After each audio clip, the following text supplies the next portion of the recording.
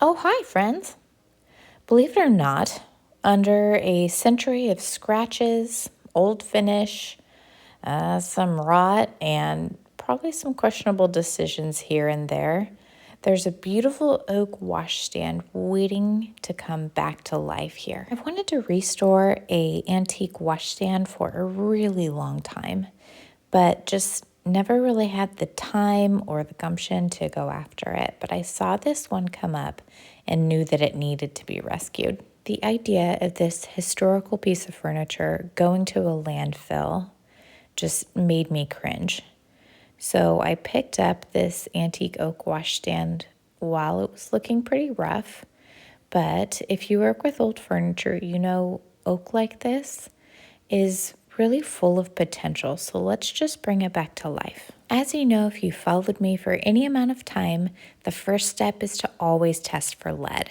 And good news, that came back negative. Next stage is to really clean this piece out. Now, anyone that's worked with furniture, especially older furniture, you can vacuum and vacuum and vacuum, and somehow you'll knock some more dust loose. And that was absolutely the situation for this poor little washstand. I mean, it's got over 100 years of dust and dirt and grime in it. So, of course, that would happen. But needless to say, it was kind of gross over and over and over again. As I was cleaning and cleaning this piece, I thought about the decades and decades of life it had seen. So while I'm washing away 1930s dust, 1970s probably cigarette smoke, and 2020s, well, we all lived through it. Let's call it neglect.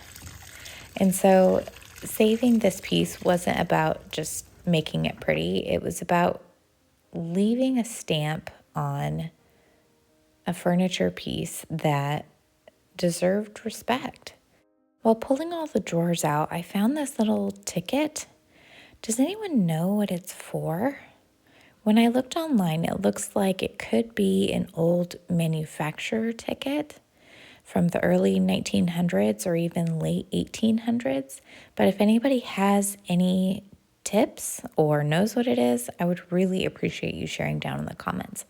Determining the age of an antique furniture piece is a lot like diagnosing a medical condition.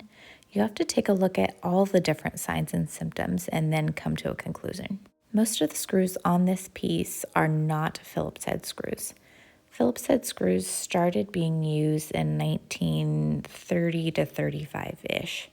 And so that is one piece or one symptom of trying to diagnose the age of this particular washstand. Also, the fact that this is a washstand, and after the invention of indoor plumbing, washstands weren't really needed anymore.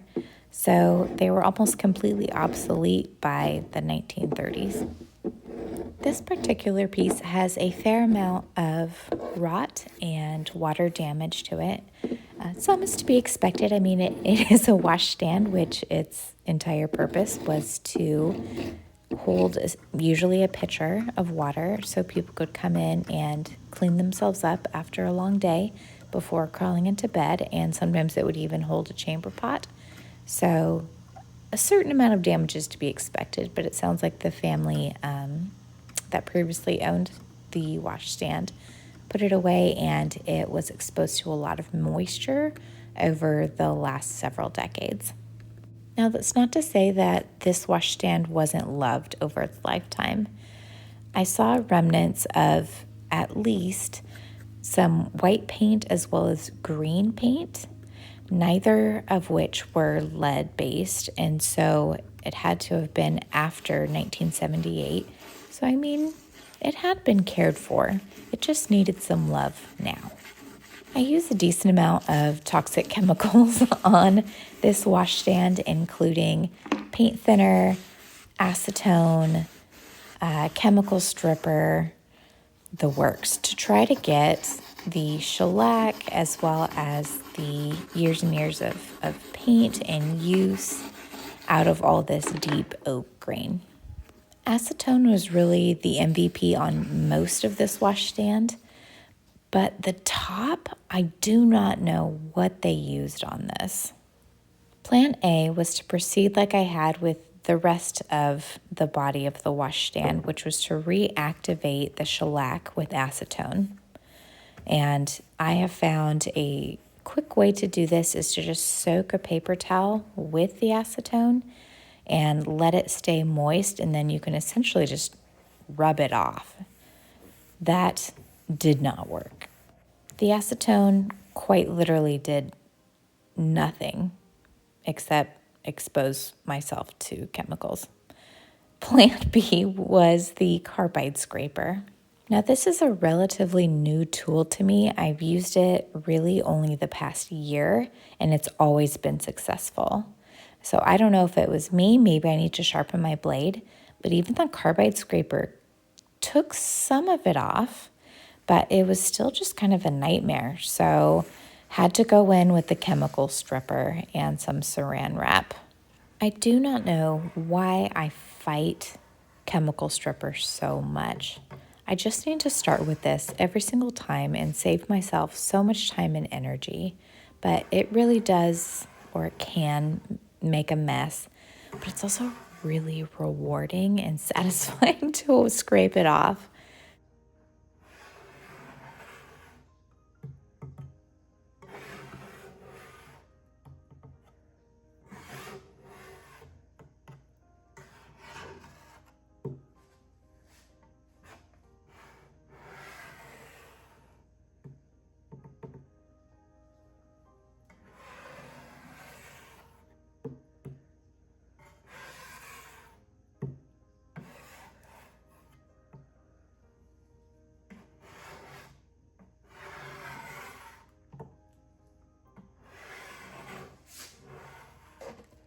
And just like that, the top was finally finished after a quick round of afterwash.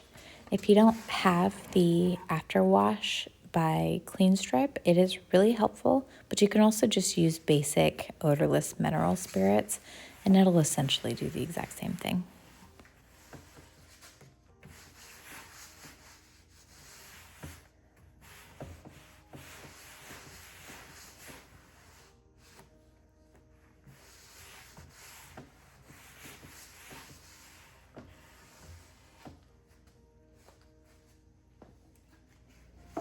Just when I thought I had got the finish off of everything, I remembered the harp, or I've seen people call it the wishbone, over set aside. So I had to get the acetone back out and finish up. You can see some of the water damage from this view, specifically that base piece that was inside of the cupboard had a decent amount of water stains and some soap stains, and had a pretty strong smell of lye soap. Just that older soap, you know exactly the one I'm talking about. And so I pulled this base out and was hoping to completely restore it. The board itself, besides having remnants of a century of soap and grime on it, was also a bit warped, assuming from the water damage. So we want to get that straightened back out so the next owner has a nice flat space to put whatever it is that they need in that cupboard. There's several different methods for straightening this board out, but we first need to get the old nails out. Because I don't know about you, but tetanus is absolutely not on my bingo card for 2026. Just joking, completely vaccinated over here.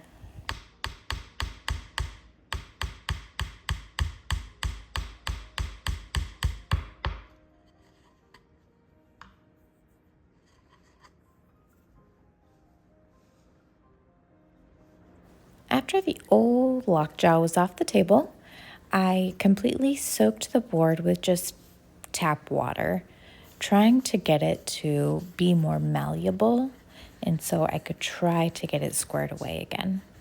In the moment, I felt like I was doing just the right amount of water. I was also trying to clean up the board a little bit since there was already crusty, dusty soap on there. But now watching the video, I think things got a little out of hand with the water content. So when you do this yourself, learn from my mistake. You don't need that much water. A few spritzes, maybe even an extra few spritzes with just like a spray bottle is more than plenty. I'm not sure why I went complete ham with this. After your board is moist, or in my case, just completely soaked through, take it to a flat place, and you can either put a towel down or not. It depends on the surface that you're putting the board on, and clamp it down to that solid flat surface, and the board will mold to that flat surface as it dries. And when in doubt, grab those textbooks from school that you spent so much money on and stack those on top as well. After a few days, the board is nice and flat, and you can go in with any kind of wood glue or epoxy depending on what the wood's needs are, and fill in those cracks, or in this case, apply the wood glue and prevent any further crackage in the wood. Structurally, this wood stand was solid. This girl was a brick house, really just needed some wood epoxy. Actually needed a lot of wood epoxy for the dings and gouges that it accrued over, 120 years.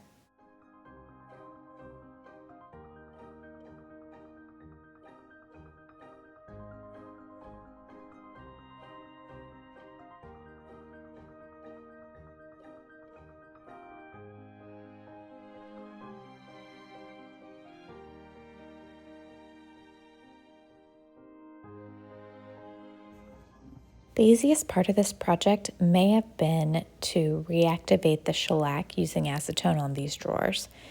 The paper towel was the perfect size, just poured it on there, rubbed, and it all came off. It was amazing.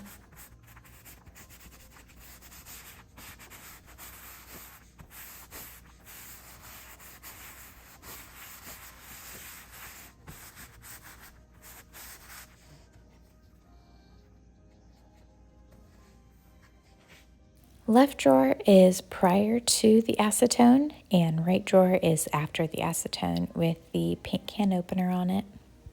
Easy peasy. These drawers and drawer bottoms had seen some things, if you know what I mean, and they needed some TLC, and so I removed the bottom. And while it doesn't look like I'm being very gentle, I'm being extraordinarily soft-handed, because I find with antiques, it's really hit or miss in whether you're able to remove the bottoms and give them a thorough cleaning and good sanding, because the last thing you'd want to do is break this 100-plus-year-old wood and have to replace it with something new. Sometimes that's the only option, but that's really not the goal.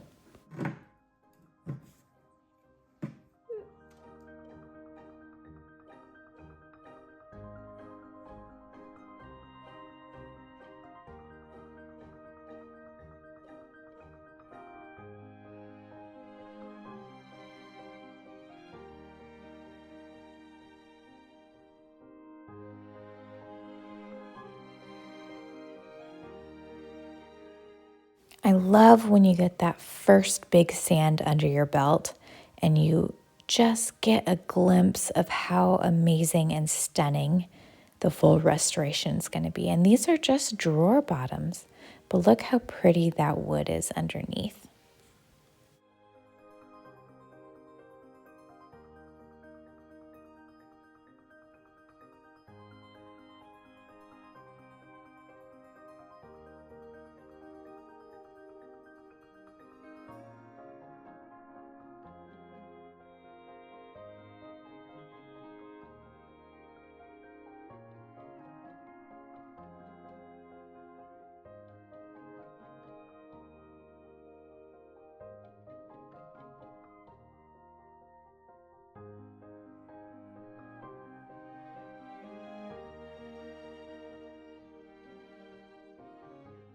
Overall, the drawers' dovetail joints were in pretty good condition, just needed a little wood glue and clamp overnight.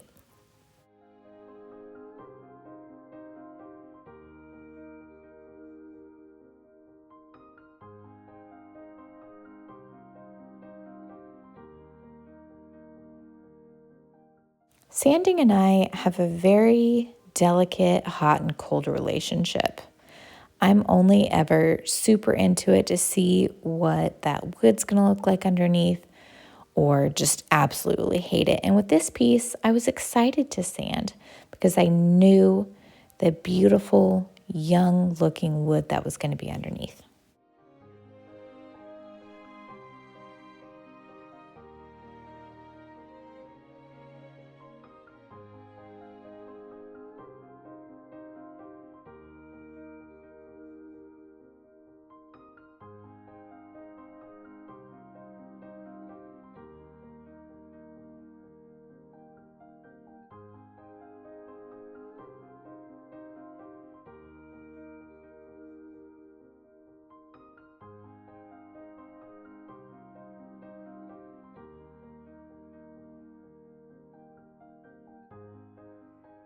For those tough to reach spots, I grabbed my contour blocks and just wrapped a piece of sandpaper around them, and it really helps get in those nooks and crannies. This has been an absolute game changer for those tight spots that are tough to get to. I'll go ahead and link them down in the description, but this absolutely upped the game for sure.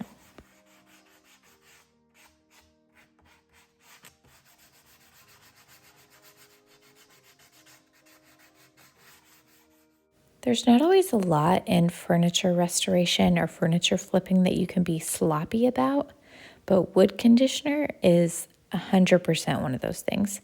So I grabbed my oil-based wood conditioner and just a chip brush and slapped it on there. As long as you get all the places that you're going to be staining, you don't have to be fancy about it. Just get it on there. This is going to really help your stain to be even and not get a bunch of blotchiness.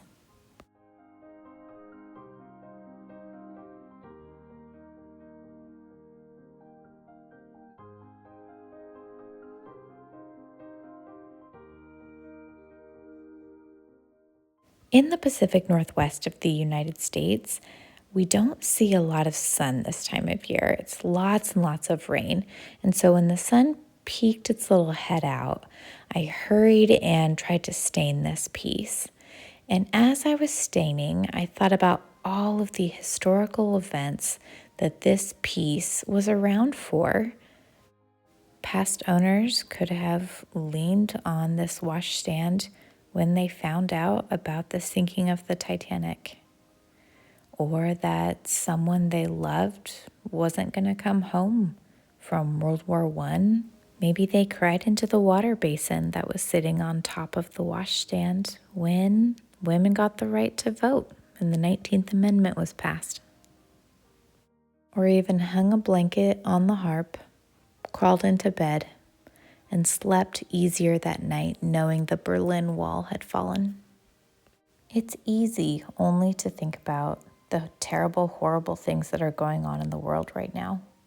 And we might forget that people have gone through tragedies, not identical, but similar, for hundreds of thousands of years. It gives me hope that time will pass anyway. So do the right thing. Be kind to the next person you see, and to just keep going. We all have trauma and gouges in ourselves. If only we could be repaired and covered up as easy as with Mohawk blend all sticks. Now, I'm no expert, and color matching is still something that I consistently have to work on, but I feel like this went pretty well. I think it's probably the oak grain that's a little wider than maybe some other wood grains, made it a little easier to try to match the pattern. But overall, I feel good about the way it turned out.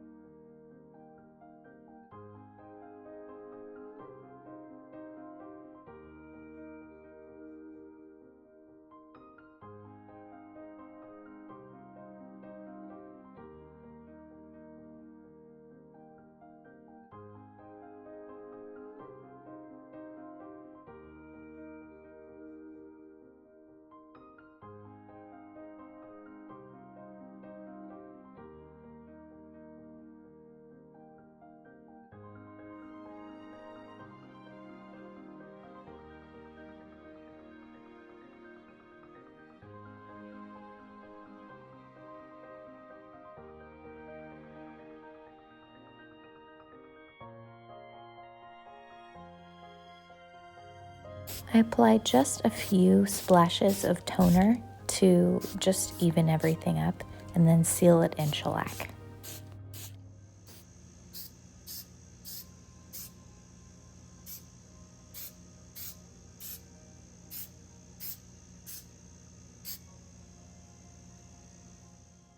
I applied 3 coats of wipe-on polyurethane on the body, the drawers, and the cupboard, and then 5 layers of polyurethane on the top, just because I really wanted that to have as much protection as possible, and it could potentially, depending on what the new owner is going to use it for, be a high traffic area, so I want to make sure it was really protected and safe.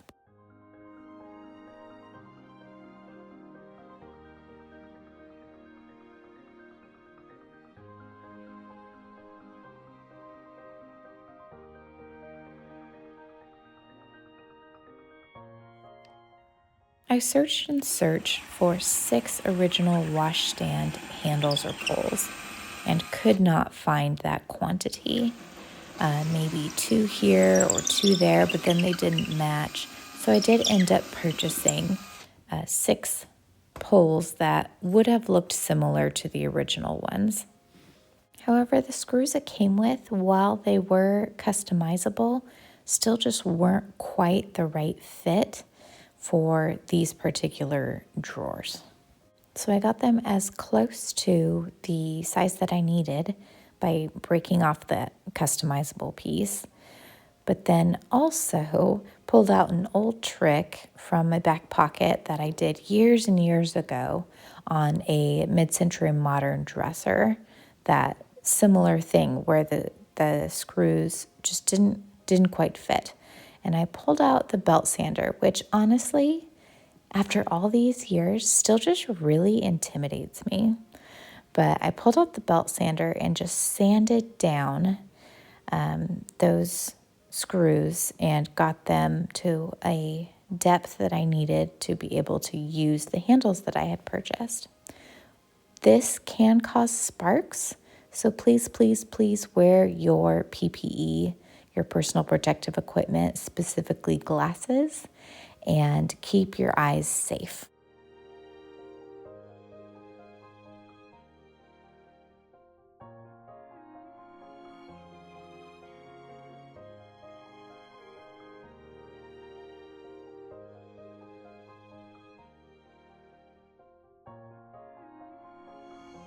While reinstalling the base in the cupboard section, I can really see and feel this piece coming back together.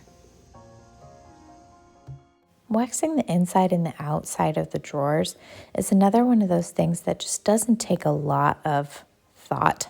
And so it's nice at the end of a project just to be able to slap it on there. You can kind of meditate, think about things that you still need to get done, the amazing things you've already accomplished, and it's just a fantastic time for reflection. Not to mention that this particular wax that I use smells so, so good.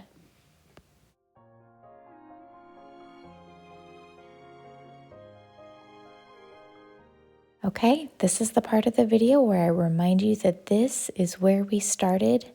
We were old, we were rotting, and here's where we are now. This oak washstand will never look new. And frankly, I don't really want it to. It deserves to show signs of age and life. It's been through it.